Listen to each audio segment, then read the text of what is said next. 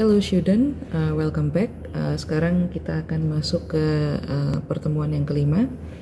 Di kesempatan kali ini kita akan bahas special distribution function. Sebetulnya beberapa distribution function itu sudah Anda pelajari di semester kemarin. Jadi sebagian isi kuliah hari ini itu adalah mereview materi kuliah di semester kemarin di statistik 1. Oke, mari kita mulai. Nah, recall beberapa minggu terakhir kita sudah membahas tentang random variable. Kita tahu random variable ada dua, ada discrete dan continuous. Oke, Anda tahu kalau discrete itu biasanya dia finite, sedangkan continuous dia itu infinite. Oke.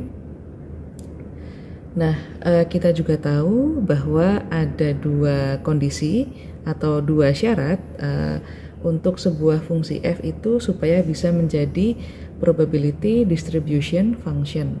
Yang pertama, fx nilainya harus lebih besar sama dengan 0 untuk semua nilai x, dan yang kedua, sum of all probability should be equal to 1. Nah, jadi penjumlahan dari semua probabilitas itu harus sama dengan 1. Nah, di sesi kuliah yang sebelumnya kita menggunakan region atau interval ya. Jadi we use support region on our function to simplify our analysis. However, in real life it is often unrealistic to take specific bound of values to limit a random variable. Jadi kalau Anda ingat sebelum UTS ya, kita belajar bahwa terutama untuk menghitung probability di continuous variable kita menggunakan interval A sampai B. Nah, boundnya itu berarti dari A sampai B. Padahal di dunia nyata kadang-kadang itu bisa jadi tidak realistik. Nah, oleh karena itu kita akan belajar beberapa mathematical function yang bisa mengakomodasi hal tersebut. Oke. Nah, kita akan belajar distribution function. Ini beberapa sudah Anda pelajari, namun demikian sebetulnya sejak tahun 2016 itu ada sekitar 59 tipe distribusi fungsi. Tapi kita tidak akan belajar semuanya ya, terlalu banyak, waktunya nggak cukup. Nah, jadi kita akan belajar beberapa saja. Oke, nah ini yang ada di layar Anda ini adalah distribusi fungsi atau fungsi distribusi yang paling banyak digunakan. Oke. Untuk discrete variable kita punya distribution function binomial dan Poisson. Anda sudah pelajari semester kemarin. Dan untuk continuous kita punya uniform, normal atau Gaussian. Lalu kita punya gamma, eksponensial, beta, chi-square, students t atau distribusi t, dan juga distribusi f. Nah, ini sebagian besar sudah kita bahas semester kemarin. Lalu untuk chi-square, t sama f kita akan pelajari di pertemuan yang berikutnya. Oke. Nah, mari kita bahas satu persatu yang akan kita bahas minggu ini. Nah, yang pertama adalah distribusi binomial. Nah, ini untuk random variable yang sifatnya discrete. Oke. Nah, Anda pasti masih ingat ini distribusi binomial karena semester kemarin kita cukup intens membahas tentang distribusi binomial. Nah, suppose that an event has only two possible outcomes, success or failures. Nah, ini salah satu ciri yang paling ketara ya. Jadi kalau Anda punya soal, lalu di soal itu mengatakan possible outcome-nya hanya either success atau failures, nah itu hampir pasti bisa disimpulkan bahwa oh ini pasti akan mengikuti distribusi binomial. Oke. Nah, berikutnya the probability of event x can be modeled using binomial distribution. Nah, notasi untuk binomial Anda masih ingat ya? X equivalent to B times N P, di mana N ini adalah number of trials, sedangkan X adalah number of success, lalu probability of success itu adalah P. Nah, sedangkan failure itu notasinya adalah Q, Q itu sama dengan 1 dikurangi P. Nah, jadi PMF untuk distribusi binomial itu nanti seperti ini. Nah, ini agak sedikit beda ya. notasinya dari yang semester kemarin. Nah, semester kemarin itu kita menuliskannya seperti ini. Jadi kalau misalnya Anda tidak familiar dengan notasi ini saya tuliskan notasi yang kita pakai semester kemarin. Nah, jadi Px sama dengan n faktorial dibagi x faktorial dikalikan n dikurangi x dalam kurung faktorial dikalikan p pangkat x dikalikan 1 minus p pangkat n dikurangi x. Nah, jadi sebetulnya ini sama aja ya. Jadi kalau Anda tidak familiar dengan notasi yang ini itu sebetulnya sama dengan notasi yang ini. Oke. Jadi untuk mencari probability mass function untuk binomial distribution itu sama dengan n faktorial dibagi x faktorial dikalikan n dikurangi x faktorial dikalikan p pangkat x dikalikan 1 minus p pangkat n dikurangi x. Oke. Nah, cukup mudah ya karena kita sudah pernah bahas ini semester kemarin. Nah, lalu expected value, atau kita ingat ya bahwa expected value itu sama dengan min. Nah, jadi kalau ada soal yang menanyakan berapa min atau nilai rata-rata dari binomial event, nah itu maka sama dengan expected value-nya. Nah, atau juga bisa kita sebut sebagai mu ya, karena notasinya adalah mu. Nah, mu itu sama dengan n dikalikan p. Nah, jadi tadi Anda ingat n itu apa? N adalah number of trials, sedangkan p adalah probability of success. Oke. Nah, ini ada di sini ya, number of trials times probability of success. Nah, kalau kita refer ke contoh 2 minggu yang lalu sebelum UTS ya, kita kan punya contoh yang kasus kopi. Nah, itu kalau kita buka kembali kasus itu, nah ini kalau kita ditanya berapa expected value kita mendapat kopi Robusta, nah itu maka tinggal Anda kalikan trialsnya, misalnya trialsnya adalah 10 dikalikan probability of success yaitu 0,3, maka sama dengan 3 containers. Oke.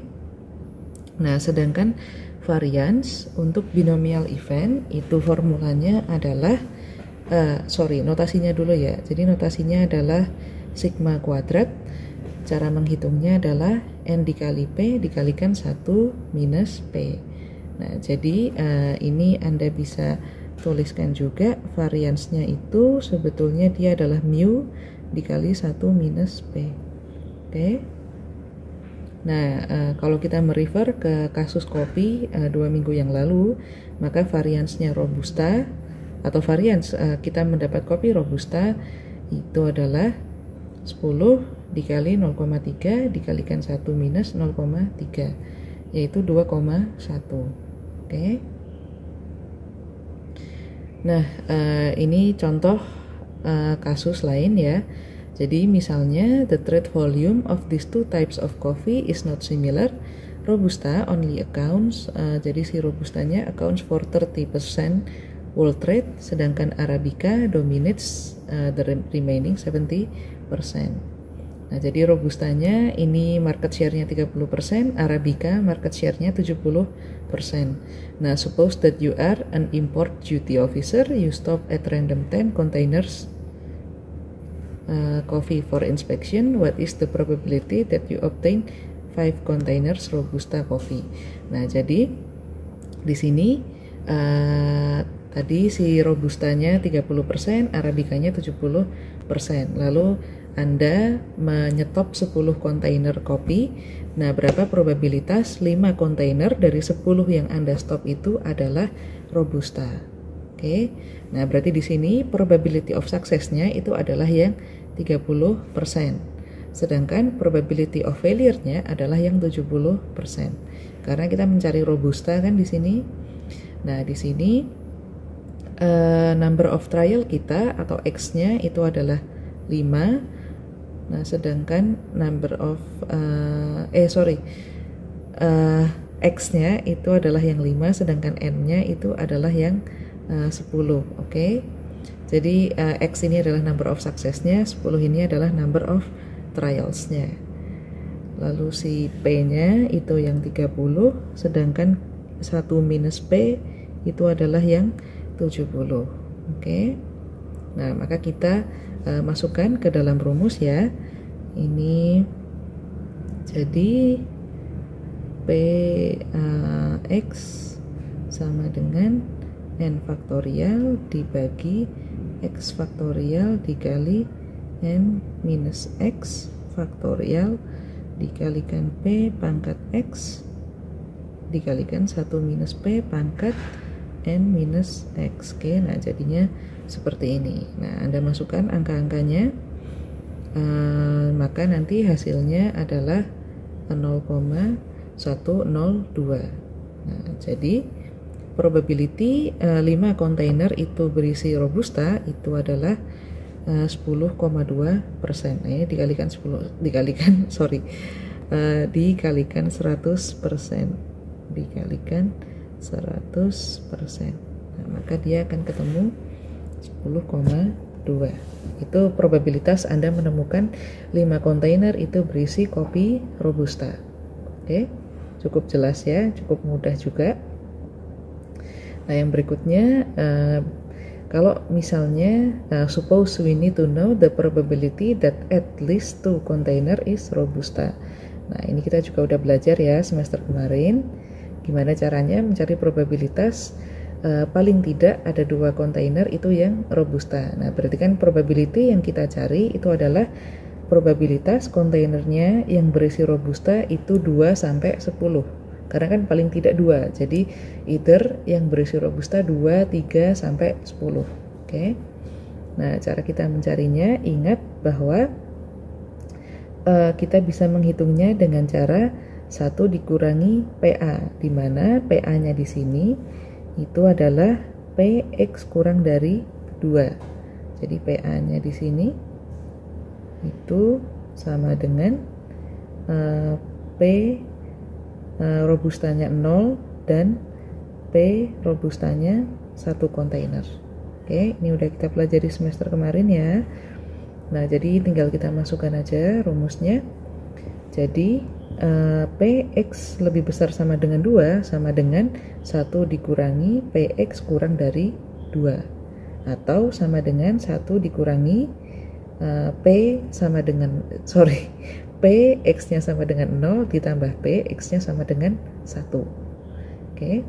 Nah, Anda hitung aja nih satu persatu, yang Px-nya sama dengan 0 sama yang Px-nya sama dengan 1. Kalau sudah ketemu hasilnya, maka 1 dikurangi penjumlahan tersebut atau 1 dikurangi 0,1493. Nah, maka hasilnya adalah 0,8507.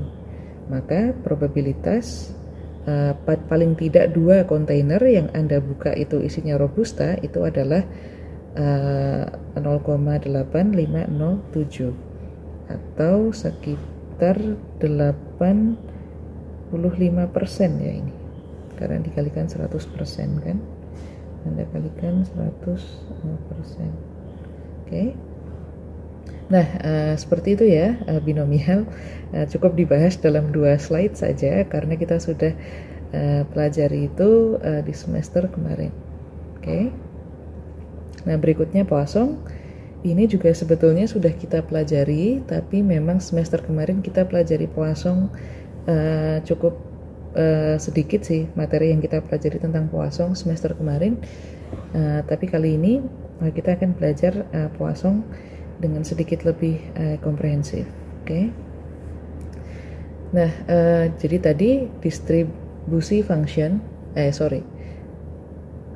fungsi untuk random variable discrete itu ada 2, binomial sama Poisson.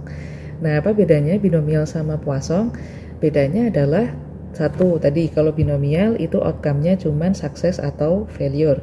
Nah, kalau Poisson ini adalah tipe distribusi fungsi yang biasanya digunakan untuk sebuah kejadian yang kita hanya memiliki sedikit informasi.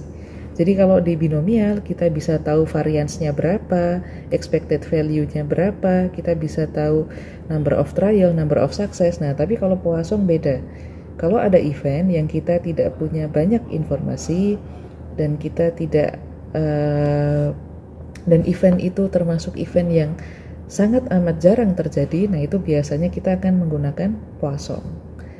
Oke, informasi yang kita butuhkan dari distribusi Poisson itu cuma 2. Jadi kita cuma butuh nilai X-nya dan juga nilai lambdanya. Nah, apa itu nilai X dan nilai lambda? Kita akan bahas di sini. Oke. Let's start. So the Poisson distribution can also be used for the number of events in other specified intervals. Poisson ini juga bisa buat event yang ada intervalnya ya. Jadi kayak misalnya distance, time, area, atau volume. Nah, notasi untuk distribusi Poisson itu X equivalent to Poisson lambda. Oke. Jadi salah satu ciri kalau misalnya ada soal gitu ya, Anda tidak tahu ini distribusi apa, biasanya distribusi Poisson itu dia adalah some kind of count atau frekuensi. Jadi kalau di soal itu menjelaskan sebuah count, jadi counting, misalnya counting jumlah menelpon atau jumlah barang yang dikirim atau misalnya frekuensi sesuatu, nah itu biasanya dia Poisson. This type of count or frequency variable occurrence can be modeled by Poisson distribution. All you need to know is the mean, count, or frequency. Nah, jadi satu-satunya hal yang harus Anda ketahui itu adalah rata-rata count atau frekuensinya. Nah, formula untuk probability mass function-nya Poisson distribution itu adalah fx sama dengan E pangkat minus lambda dikali lambda pangkat X dibagi dengan X faktorial. Oke. Poisson distribution has only one parameter. Nah, jadi ini ya yang membuat dia unik. Parameternya cuma satu, yaitu si lambda. Lambda ini adalah mean count atau frekuensi. Nah, supaya nggak bingung, nah mari kita masuk ke contoh soal. Sebetulnya apa yang dimaksud dengan lambda. Oke. Nah, jadi ini contoh soal. Suppose that around UGM on average, nah ini perlu digarisbawahi ya, on average 6 motorcycles are stolen each year. What is the probability on a given year for motorcycle is stolen? Nah, ini kan informasi yang Anda punya terbatas sekali kan. Anda hanya punya, oke, secara rata-rata dalam setahun ada 6 motor yang dicuri. Nah, ini berapa probabilitas kalau misalnya tahun ini 4 motor yang dicuri? Yang Anda ketahui itu sebetulnya hanya angka 6 ini. Nah, 6 ini secara rata-rata 6 motor dicuri ini adalah lambda. Nah, inilah yang dimaksud dengan mean count atau frekuensi. Nah, jadi ini lambda, sedangkan 4 di sini ini kan probabilitas yang Anda cari. Nah, ini adalah X-nya. Oke. Jadi asal Anda bisa menentukan yang mana yang lambda, yang mana yang X, nah itu sisanya Anda tinggal memasukkannya ke formula. Oke. Nah, jadi masukkan saja ke formula fx sama dengan E pangkat minus lambda dikali lambda pangkat X dibagi X faktorial. Jadi masukkan saja probability 4 motor yang dicuri itu adalah E dikali minus 6 dikali 6 pangkat 4 dibagi 4 faktorial. Nah, maka hasilnya adalah 0,133866. Nah, inilah probabilitas 4 motor yang dicuri. Nah, probability Poisson ini Anda tidak bisa hitung dengan manual ya. Jadi silahkan gunakan kalkulator karena ada angka E di sini. Jadi you have to use kalkulator atau online kalkulator di browser juga boleh, apapun yang Anda butuhkan. Yang pasti tidak bisa dihitung secara manual. Oke. Nah, jadi ini ada sedikit catatan ya tentang probability Poisson. Unique trait of Poisson distribution itu adalah dia unik karena expected value sama variance-nya itu identical. Dan expected value dan variance-nya itu sama dengan lambda. Nah, jadi di sini expected value dari soal yang ada di hadapan Anda ini, expected value-nya ya sama dengan 6, variance-nya ya sama dengan 6 juga. Lambdanya juga sama dengan 6. Nah, jadi unik ya distribusi Poisson. Nah, basically Poisson distribution is a binomial event with nearly infinite amount of trials. Nah, jadi kalau Anda punya event yang mengikuti distribusi binomial tapi trialsnya itu infinite, nah maka nanti kalau Anda hitung dia akan mengikuti distribusi Poisson. Oke. Nah, this is why Poisson distribution is often utilized on modeling rare events. Nah, seperti yang saya katakan tadi, Poisson ini dipakai untuk memodelkan event yang sangat jarang, jadi rare banget. Or when underlying probability is unknown. Nah, satu lagi juga kalau Anda tidak tahu underlying probability-nya, jadi Anda nggak punya banyak informasi tentang event tersebut. Sebagai contoh, Poisson distribution digunakan untuk menghitung probabilitas natural disaster, crime activity, dan major disease. Okay, so that's when we're going to use Poisson.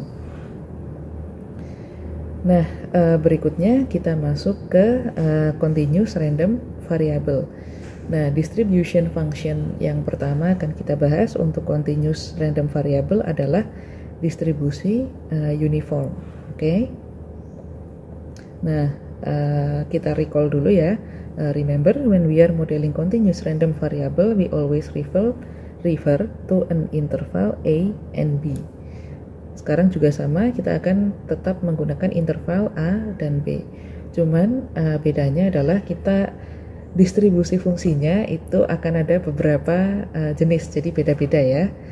Oke, yang pertama uniform. Nah, Anda tahu distribusi fungsi uniform itu cirinya adalah selisih antara satu nilai ke nilai berikutnya dan nilai berikutnya dan nilai berikutnya itu sama. Jadi seperti misalnya selisih dari values-nya itu 1 misalnya, berarti nanti values-nya adalah 1, 2, 3, 4, 5, 6, 7, 8. Kalau misalnya selisihnya itu 2, ya berarti 1, 3, 5, 7, dan seterusnya. Nah, itu yang disebut sebagai uniform distribution. Nah, uniform distribution itu adalah salah satu bentuk distribusi fungsi yang paling simple ya. Dan ya paling menyenangkan sih menurut saya, karena dia memang paling simple. Nah, uniform distribution is useful whenever you have no idea how the data or random variable is distributed. Nah, itu juga salah satu alasan kenapa uniform distribution itu paling sering dipakai. Karena pada kenyataannya sering sekali kita tidak tahu sebetulnya data yang kita punya itu mengikuti distribusi fungsi yang mana. Nah, ketika itu terjadi, biasanya orang akan menggunakan, kalau tidak uniform distribution, mereka akan menggunakan normal distribution. Itu juga yang akan sering Anda pakai ketika nanti Anda mengambil kelas ekonometri. Oke. Nah, uniform distribution is also known as uninformative prior. We assume all infinite values across interval P and Q has identical probability of being picked. Nah, intuisi dari uniform distribution itu semua nilai di antara interval P dan Q atau interval A dan B itu mereka punya probabilitas yang sama untuk terpilih, untuk dipilih.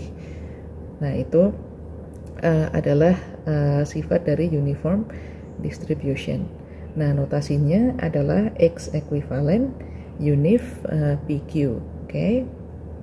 Probability density functionnya atau PDF-nya itu adalah Fx. Fx sama dengan 1 per Q dikurangi P, di mana P sama Q ini adalah interval untuk X, dan kalau tidak maka 0 otherwise. Nah, jadi ini cara bacanya begitu ya. Jadi Fx itu sama dengan yang atas, kalau tidak yang atas berarti 0. 0 otherwise itu maksudnya kalau nggak yang atas berarti nilainya 0. Oke. Nah, mari kita masuk ke contoh biar lebih mudah ya. Jadi langsung masuk ke contoh aja. Suppose that you have X variable with interval 3 to 7. Nah, jadi X ini punya interval antara 3 sampai 7. Nah, ini adalah interval A, sampai B. Nah, what is the probability of picking up a number more than saya salah nih. Ini bukan A dan B, ini P dan Q. Nah, jadi ini adalah P dan Q-nya. Yang ini baru ini A dan B-nya. Oke. What is the probability of picking up a number more than 5 to 6? Nah, jadi revisi sedikit ya. Jadi ini tadi saya sempat sebutkan bahwa Q sama P ini sama dengan A dan B. Nah, itu tidak benar. Jadi ini Q dan P ini sendiri ya, beda sama A dan B. P dan Q ini adalah interval datanya, sedangkan A dan B itu yang kita cari probabilitasnya. Oke. Nah, mari kita masukkan ke dalam formulanya. Jadi A dan B ini interval untuk X-nya, sedangkan PQ ini adalah interval data kita. Jadi interval random variable yang ada di situ. Oke. Nah, maka kita masukkan probability X berada di antara A dan B, maka kita masukkan integral A sampai B dikali 1 per Q dikurangi P dikali dx. Nah, masukin aja angkanya ya. Probability X di antara 5 sampai 6, maka sama dengan integral 5 sampai 6 dikali 1 dikurangi 7 minus 3 dx. Nah, kita sudah tahu cara menghitung integral ya. Maka masukkan saja, hasilnya adalah 1/4 X untuk interval 5 sampai 6. Nah, maka masukkan saja X-nya dengan nilai 5 dan nilai 6. Maka nanti Anda akan ketemu hasilnya adalah 1/4. Oke. Kita udah belajar kan, waktu UTS juga Anda sudah tahu bagaimana cara menghitung integral, jadi saya tidak akan jabarkan lagi di sini. Oke.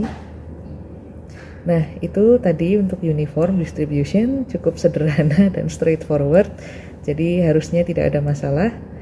Kita lanjut ke normal atau Gaussian distribution. Oke. Ini distribusi normal. Itu loh, distribusi normal itu yang bentuknya bell curve. Ini udah sering maaf ya, gambar saya agak jelek, saya gambar ulang. Nah, yang bentuknya bell curve seperti ini itu adalah normal distribution. Ini daripada bell lebih mirip gunung, tapi ya anggap saja itu bell curve. Oke, one of the most important distribution in statistics itu adalah normal distribution atau Gaussian distribution, karena banyak sekali statistical inference itu yang menggunakan normal distribution. Nah, jadi kalau Anda ingat waktu Anda mencari z-score, lalu waktu Anda mencari t-score, itu di semester kemarin itu semuanya mengikuti distribusi normal. Oke. Nah, normal distribution has identical probabilities for value above and lower its mean. Thus, normal distribution is symmetric at its mean. Nah, jadi dia itu nanti di gambarnya Anda akan mengerti yang dimaksud dengan simetrik itu seperti apa.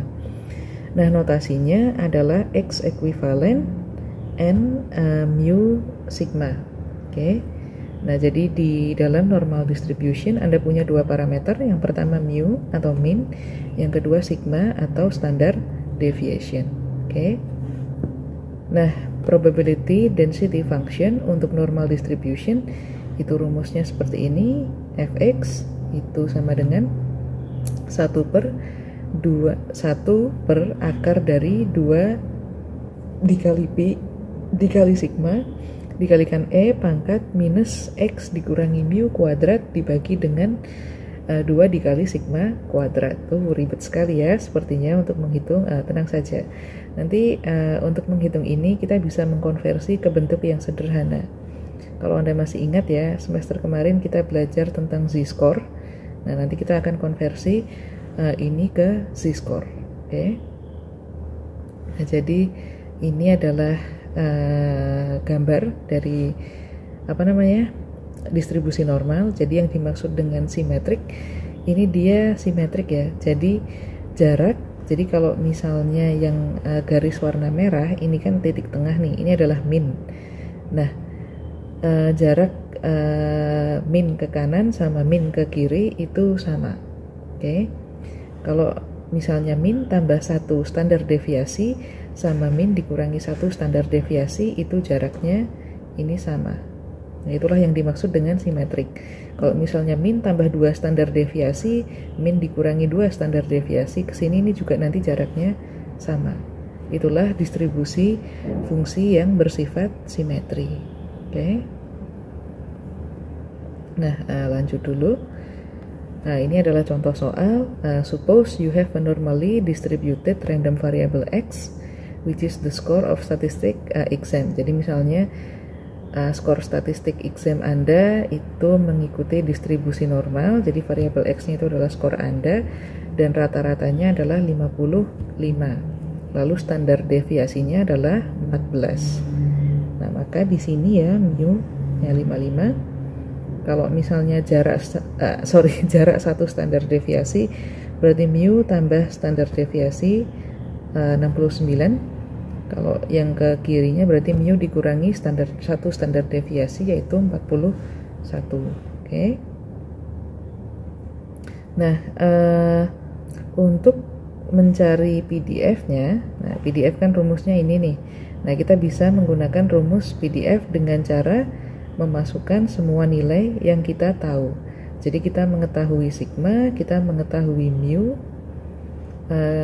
kita mencari X-nya kan, I don't think we know the X.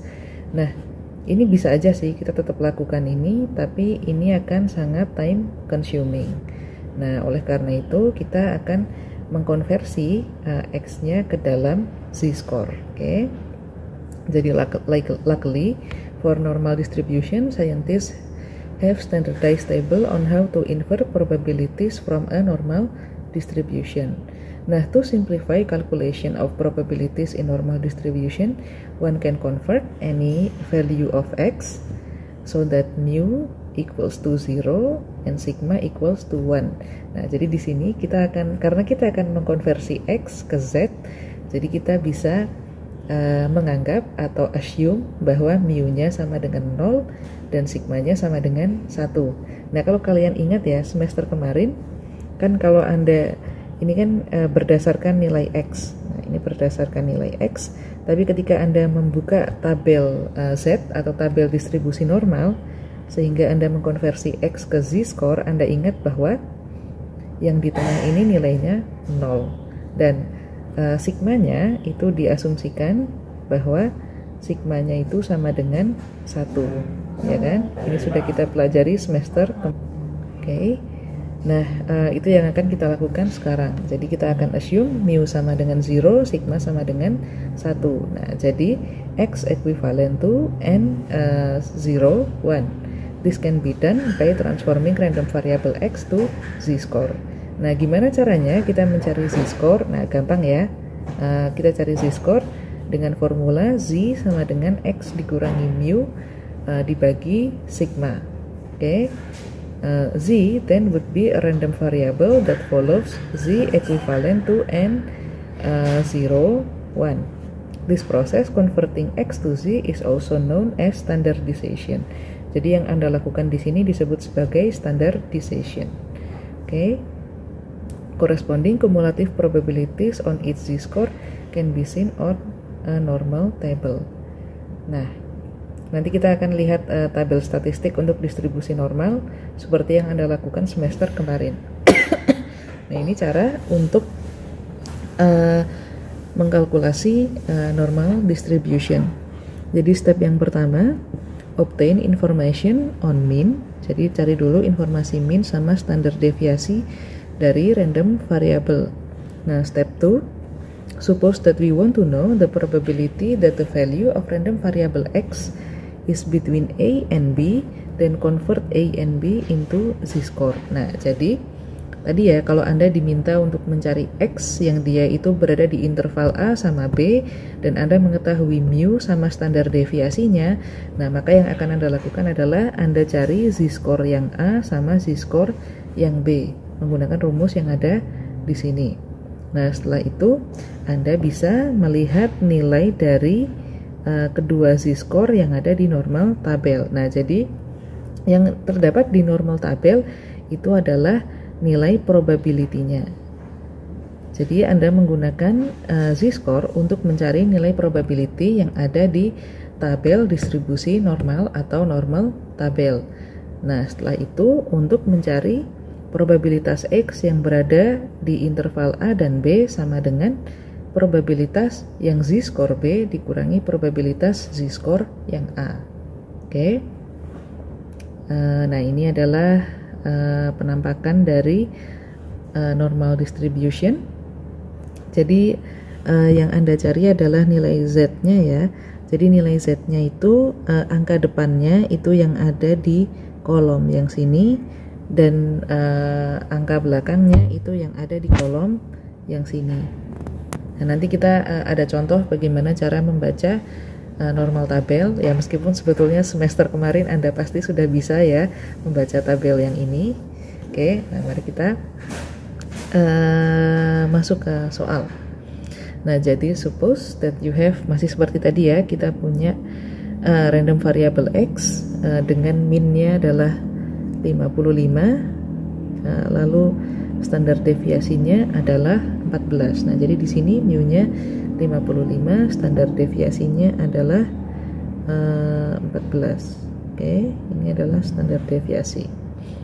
What is the probability that a randomly picked student scores 80 or higher? Nah, berapa probabilitas seorang mahasiswa itu skornya adalah 80 atau lebih tinggi. Nah, jadi random variabelnya di sini adalah nilai ujian statistik ya. Nah, what we are aiming to calculate itu adalah yang ada di sini ya. Nih, yang di blok warna biru ini, we are aiming to calculate the blue shade area, yaitu probability obtaining score 80 or higher. Oke. Nah, di sini suppose that you have a normally distributed, ya tadi itu soalnya udah. Nah, maka solusinya kita masuk ke solusinya ya. Mu sama dengan 55, sigma sama dengan 14. X-nya adalah 80. Nah, ini nggak ada intervalnya nih, berarti enak ya, karena kita langsung ketemu Z-nya. Kalau misalnya ada intervalnya pun sebetulnya nggak masalah ya, tinggal cari yang Z untuk interval 1 sama Z untuk Z untuk batas bawah interval sama Z untuk batas atas interval. Tapi karena ini nggak ada intervalnya, jadi lebih enak, cukup cari satu Z saja. Nah, masukkan rumusnya. X dikurangi mu dibagi sigma. X-nya 80 dikurangi 55 dibagi 14. Nah, maka Anda punya z-skornya 1,78. Nah, maka probability X lebih besar sama dengan 80 itu sama dengan probability Z sama lebih besar sama dengan 1,78. Oke. Nah, maka karena kita mau mencari yang Z lebih besar sama dengan 1,78, maka kita cari dulu yang Z sama dengan 1,78. Nah, caranya adalah buka tabel distribusi normal Anda. Ini kan 1,78, berarti kan angka depannya 1,0, angka belakangnya 0,78 kan? Sebentar. Maksud saya yang depan ini adalah yang 1,7. Nah, yang ini, lalu yang belakangnya adalah 0,08. Ini kan.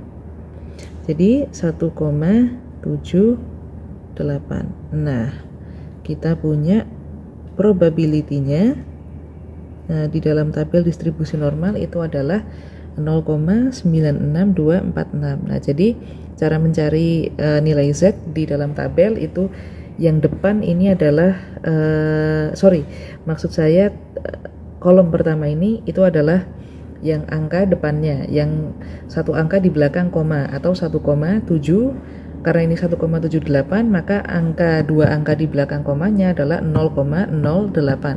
Maka di sini kita pilih 1,7, di sini kita pilih 0,08. Nah, lalu kita tarik, maka inilah distribusi nilai probability dari Z sama dengan 1,78. Nah, karena kita mau mencari yang Z lebih besar sama dengan 1,78, maka 1 dikurangi 0,96246. Nah, maka hasilnya adalah 0,0375. Nah, inilah probabilitas seorang mahasiswa yang terpilih itu skornya adalah 80 atau lebih tinggi. Oke. Nah, ini contoh lagi ya, masih dengan soal yang sama. Nah, tapi bagaimana kalau misalnya kita mencari probabilitas skor seorang mahasiswa itu 50 atau di bawah 50, jadi 50 or lower. Nah, seperti biasanya, tapi di sini soalnya berubah, sorry. Jadi min kita sekarang 70, standar deviasi kita sekarang 19. Masukin aja ke rumus. Mu sama dengan 70, sigma sama dengan 19, dan X sama dengan 50. Kita cari z-score-nya dengan rumus yang sudah kita gunakan tadi. X dikurangi mu dibagi sigma, maka sama dengan 50 dikurangi 70, dia sama dengan minus 1,05. Nah, jadi tabel standar normal distribution ini ada yang minus juga ya. Nah, maka di sini probabilitas yang kita cari itu adalah probabilitas X kurang dari sama dengan 50.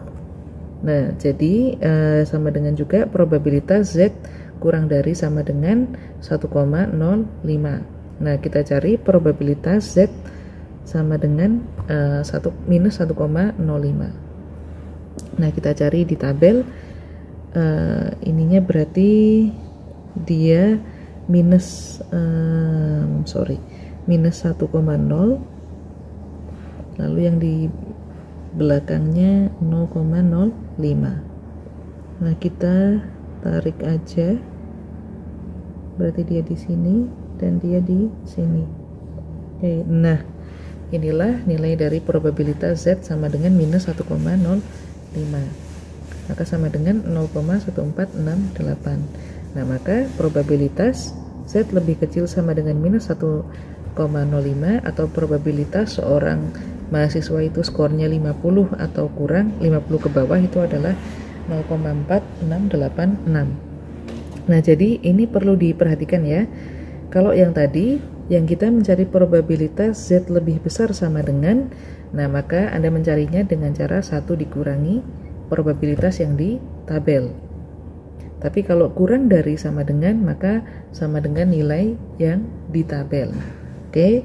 Nah, tapi kalau misalnya P dengan Z sama dengan exactly, misalnya 1,05, nah maka ini juga sama dengan yang ada di tabel.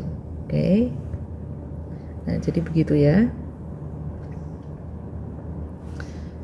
Nah, berikutnya kita ambil contoh, masih mirip-mirip ya. Minnya 70, ini adalah nilai dari mata kuliah Intro to Economics, standar deviasinya adalah 19. Jadi suppose you have population, untuk nilai Intro to Economics rata-ratanya 70, standar deviasi 19. Nah, berapa probability skor mahasiswa yang dipilih secara random antara 50 sampai 80. Nah, maka di sini kita akan mencari 2 z-score. Oke. Masukin aja mu sama dengan 70, sigma sama dengan 19, X-nya antara 50 sampai 80. Nah, Anda cari dulu z-score buat yang 50 dan z-score buat yang 80. Oke. Ini z-score yang 50, ini z-score yang 80. Anda cari dengan rumus yang sama. Setelah ketemu, nah ini Anda cari di tabel distribusi normal berapa probabilitasnya. Ternyata probabilitasnya yang minus 1,05 sama dengan 0,14686, sedangkan yang 1,78 adalah 0,96246. Oke. Nah, oke. Sebentar ya. Oke, benar. Oke, nah maka di sini yang step berikutnya adalah untuk mencari probabilitas X berada di antara 50 dan 80, maka kedua z-score ini, kedua probabilitas z-score ini tinggal dikurangkan saja. Maka hasilnya adalah 0,8156. Oke, cukup straightforward. Saya rasa tidak ada masalah ya di sini. Nah, ini ada beberapa catatan. Many variable in the universe has been found empirically to follow normal or Gaussian distribution. Nah, itulah kenapa kita sering menggunakan distribusi normal ya, karena memang most of variable in universe follow normal distribution. Nah, sebagai contoh adalah weight and height of most species in biology. Student exam score are also found most of the time follows normal distribution. Namun demikian, tidak semua data atau variabel itu pasti mengikuti distribusi normal. Nah, oleh karena itu, it is recommended for student to check the shape of its data first before choosing which type of statistical approach to be used. Nah, ini betul sekali ya. Jadi kalau misalnya besok Anda mau skripsi atau Anda punya penelitian, Anda sudah mengumpulkan data, itu sebelum Anda mulai menganalisis data Anda, sebelum Anda memutuskan mau memakai alat analisis apa, itu alangkah baiknya Anda cek dulu distribusi data Anda. Caranya sederhana sebetulnya. Anda bisa urutkan data Anda dari yang terkecil yang sampai ke terbesar, lalu Anda plot. Nah, dari plot itu Anda akan bisa melihat bagaimana bentuk distribusi data Anda. Kalau mengikuti distribusi normal, ya berarti silahkan gunakan alat estimasi statistik yang mengikuti distribusi normal. Tapi kalau misalnya tidak, misalnya distribusinya kuadratik, nah itu mungkin Anda harus lebih selektif lagi dalam menggunakan atau memilih alat analisis. Oke, itu akan Anda pelajari lebih lanjut di kelas ekonometri nanti. Oke. Nah, salah satu cara untuk mengecek apakah data kita mengikuti distribusi normal itu dengan normality test. Nah, ini ada beberapa jenis, tapi I don't think we will discuss about it right now. So you will get material about this later, probably in your econometrics course. Okay. Nah, yang berikutnya adalah distribusi gamma. Some random variable has survival nature on its score, yaitu beberapa variabel itu dia punya yang namanya life expectancy, Jadi yang dimaksud dengan survival itu contohnya adalah life expectancy, stock of fuels, loan defaults. Nah, jadi itu tipe variabel yang ada misalnya jatuh temponya atau ada masa pakainya, itu akan berakhir kapan. Nah, itu tipe-tipe variabel yang seperti itu yang disebut dengan dia punya survival nature on its score. Nah, contohnya adalah life expectancy, stock of fuel, loan defaults, dan segala macam lainnya. Nah, untuk variabel dengan tipe seperti itu kita akan menggunakan gamma distribution. Oke. Denotasinya adalah X equivalent to gamma alpha beta. Jadi ya, X equivalent gamma alpha beta. Kita akan punya dua parameter, yaitu alpha, shape of alpha, sama rate of beta. Nah, probability density functionnya formulanya seperti ini. Fx sama dengan 1 per beta pangkat alfa dikalikan gamma dikali alfa dikali x pangkat alfa minus 1 dikali e pangkat minus x dibagi beta, di mana x nilainya lebih dari 0, atau kalau tidak dia nilainya 0 otherwise. Nah, di mana gamma alfa ini sama dengan alfa dikurangi 1 faktorial. Oke. Expected value-nya adalah alfa kali beta, variance-nya adalah alfa kali beta kuadrat. Oke. Nah, ini adalah gambarannya. Jadi gamma distribution varies in shape dependent on its parameter. Nah, jadi tadi kalau normal distribution itu dia selalu bell curve, kalau gamma itu bentuknya tergantung dari parameternya. Nah, yang warna biru ini ketika gamma alfanya 1 dan betanya sama dengan 1. Jadi nah, ini PDF-nya, sebentar ya. Yang warna biru ini. Nah, ini yang alfanya sama dengan 1, betanya sama dengan 1. Sedangkan yang merah itu yang ini itu alfanya sama dengan 2, betanya sama dengan 1. Sedangkan yang hijau ini, nah ini alfa sama dengan 3, beta sama dengan 0,5. Jadi bentuknya gamma ini berubah-ubah tergantung parameternya. Oke. Make sense ya, karena untuk variabel yang ada survivalnya itu kan memang tidak boleh secara semena-mena diasumsikan bahwa oh ini distribusi normal kok, ini distribusi uniform. Ini belum tentu kan, tergantung variabelnya apa. Maka wajar kalau misalnya gamma distribusi itu bentuknya ikut ditentukan oleh parameternya. Oke. Nah, ini ada contoh.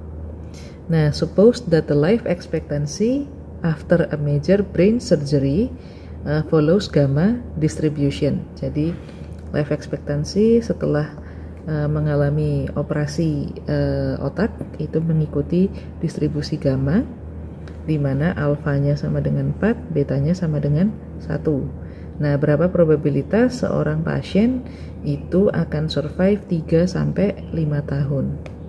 Nah, maka kita masukkan aja ke rumusnya, rumus yang ini ya, rumus yang panjang ini. Nah, ini kita masukin aja ke situ, oke? Nah, jadi di sini fx sama dengan 1 per sebentar ya, saya masih agak-agak belum hafal. Beta pangkat alfa dikalikan, oh ya. Oke, nah berarti di sini fx dikalikan 1 per gamma dikalikan alfa dikalikan beta pangkat alfa dikalikan x dikalikan alfa minus 1 dikalikan e minus x dibagi beta. Nah, kita masukkan rumusnya. Maka tadi ya, gamma itu sama dengan sebentar ya. Nah, gamma sama dengan alfa dikurangi 1 faktorial. Oke, jadi 4 dikurangi 1 faktorial dikalikan 1 pangkat 4. Oke. Nah, lanjut. Maka nanti hasilnya adalah 1 per 6 x pangkat 3 dikali e minus x. Nah, ingat ya, ini kan adalah continuous random variable, maka kita akan cari integral dari rumus ini. Integralnya integral 3 sampai 5, karena kan 3 sampai 5 tahun kan. Nah, maka probability bahwa sebentar. Oke. Sebentar ya. Ini sepertinya ada agak salah penulisan. Ini harusnya adalah probability X-nya itu antara 3 tahun sampai 5 tahun. Nah, itu sama dengan ini. Jadi ini bukan X lebih besar sama dengan 1 ya. Nah, maka masukin aja integral 3 sampai 5 dikalikan 1 per 6 X pangkat 3 E minus X dx. Nah, masukin hitung integralnya, lalu nanti Anda akan ketemu hasilnya adalah 0,382.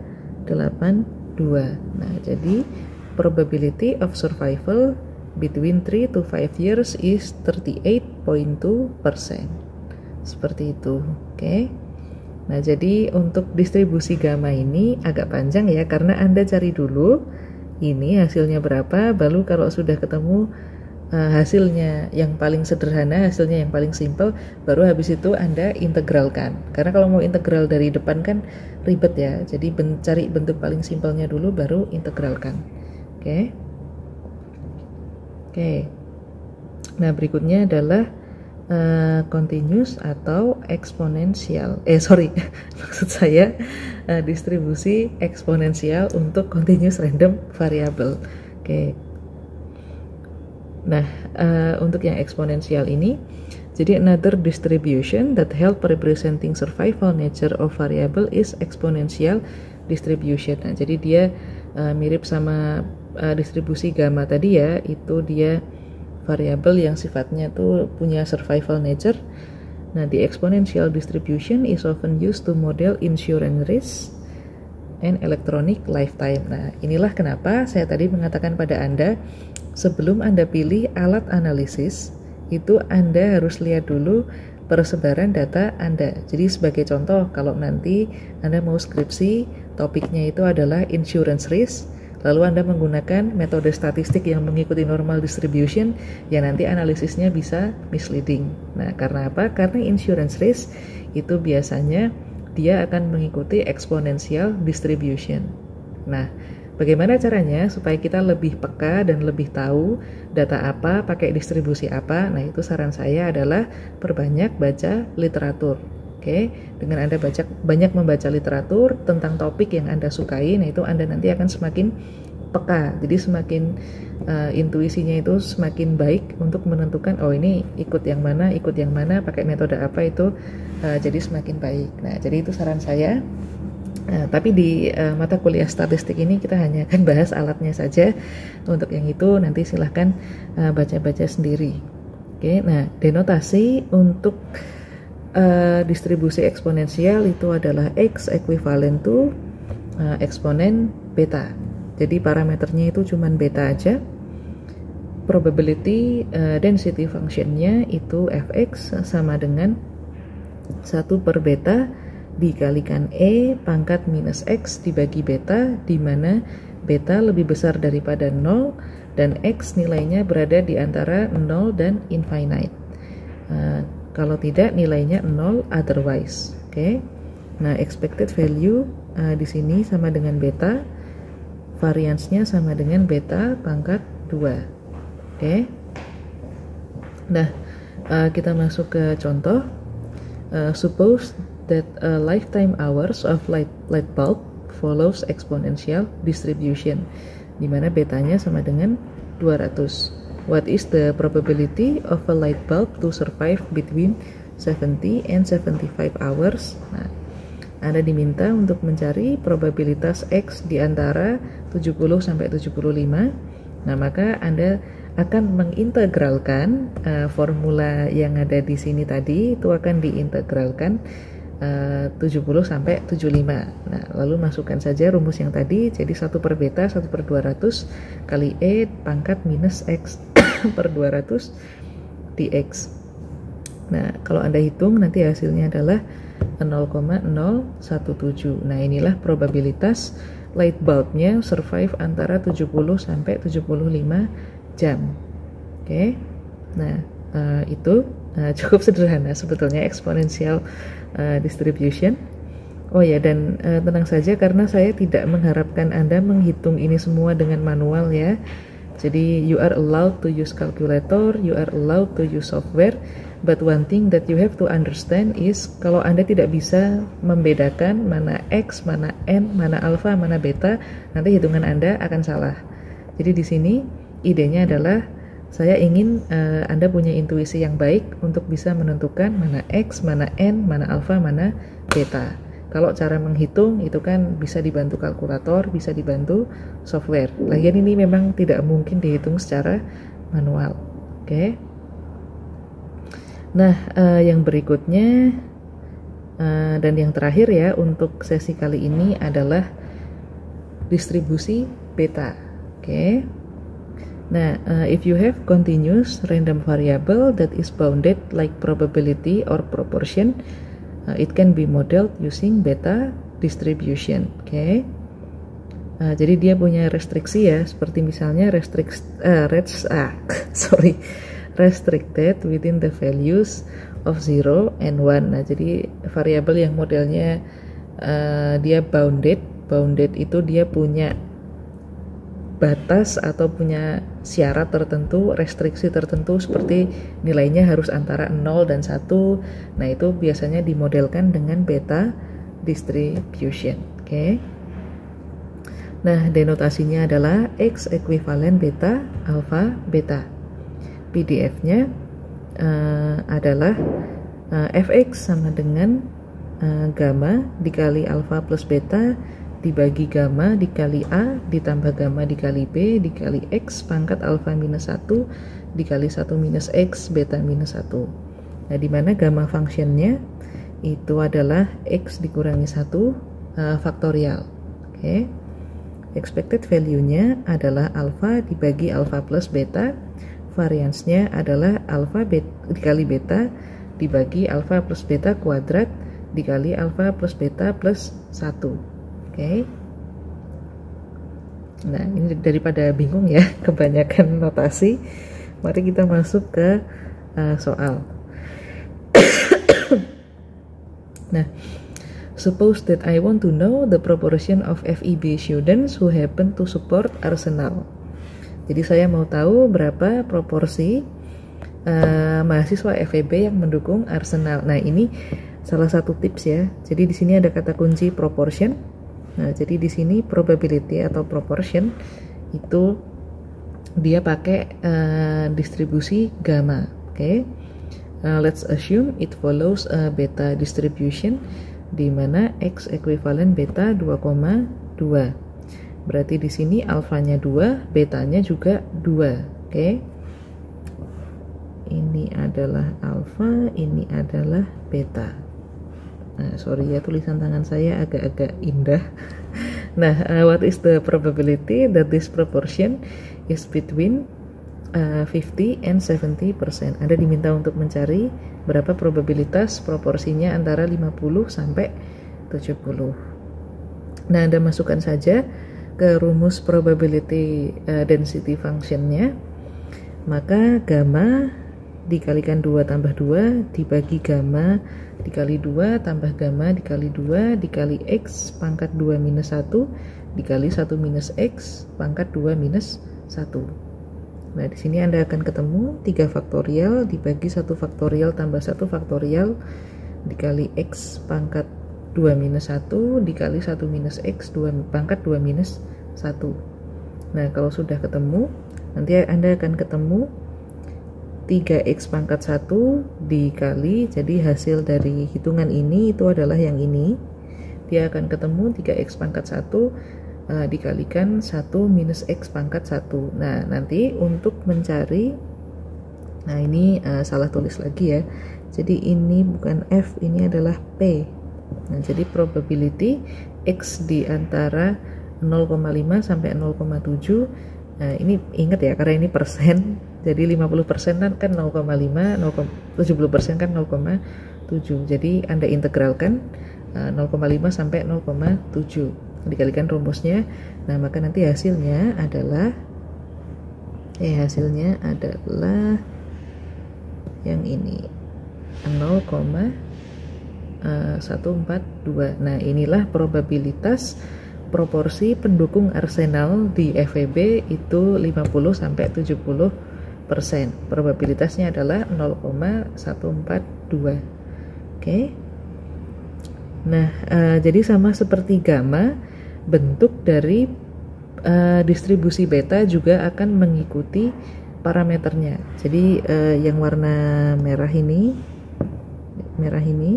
itu adalah yang ini, yang alfanya sama betanya sama dengan setengah. Sedangkan yang warna let's say ungu misalnya, mana sih warna ungu? Nah, ini warna ungu. Warna ungu yang ini itu adalah yang alfanya sama dengan 2, betanya sama dengan 2. Nah, jadi bentuknya distribusi gamma juga distribusi beta, sebetulnya juga distribusi eksponensial, itu tergantung dari parameternya. Oke.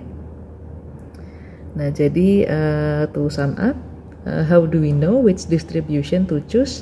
Nah, jawabannya adalah it depends. Jadi di dalam statistik dan juga ekonometri nanti ketika Anda mengambil segala macam pertanyaan itu seringkali jawabannya adalah it depends, tergantung. Jadi Anda mau pilih distribusi yang mana itu tergantung shape dari data Anda atau bentuk dari data Anda. It is always recommended to take a look on the histogram of your data and guess what kind of distribution fits the database. Then you can opt for the one of formal procedure. Oke. Nah ini yang berikutnya. Nah, to sum up lagi, next meeting kita akan belajar chi-square distribution sama Schoenstein distribution dan juga F distribution dan beberapa limit theorems ya. Nanti kita juga akan belajar. Tapi untuk pertemuan kali ini cukup sampai di sini. Oke. Terima kasih. Sampai jumpa di pertemuan berikutnya.